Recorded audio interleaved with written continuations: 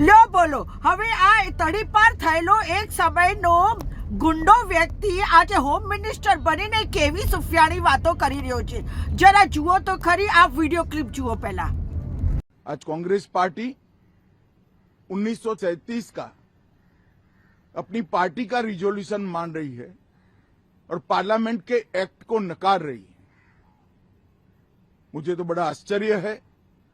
श्री राहुल गांधी की नेतृत्व में कांग्रेस पार्टी फिर एक बार इस देश में तुष्टीकरण की राजनीति को पुरजोश तरीके से आगे बढ़ा रही है.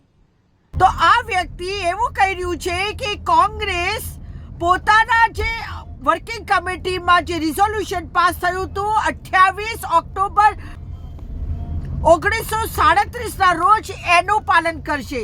તો એ જ પાલન કરશે ને કે જે રિઝોલ્યુશન પાસ કરતી વખતે મહાત્મા ગાંધી, પંડિત જવાહરલાલ નહેરુ, સરદાર વલ્લભભાઈ પટેલ, સુભાષચંદ્ર બોઝ, આચાર્ય કૃપલાની, મૌલાના આઝાદ અને ગુરુ રવિન્દ્રનાથ ટેગોર એવા વ્યક્તિઓ જેને આઝાદીની લડાઈમાં પોતાનું બલિદાન આપ્યું, એ લોકોએ જે રિઝોલ્યુશન પાસ કર્યું છે તે કોંગ્રેસે એ જ કરવાની છે. અને જે લોકોના બલિદાનથી આજે આપણો દેશ આઝાદ થયો છે ને એને જ માનવાનું હોય. નવો ઇતિહાસ બનાવવાની જરૂર ના હોય. ઇતિહાસ બનાવવા માટે લોહી રેડવું પડે. ભાષણબાજીથી ઇતિહાસ ના બને. અને અમિત શાહ શાની વાત કરે છે? 1942માં તેમના જે ખૂબ જ પરમ પૂજ્ય શ્યામા પ્રસાદ મુખર્જી બંગાળમાં મુસ્લિમ લીગની સાથે સરકાર બનાવીને સત્તાનું સુખ ભોગી રહ્યા હતા.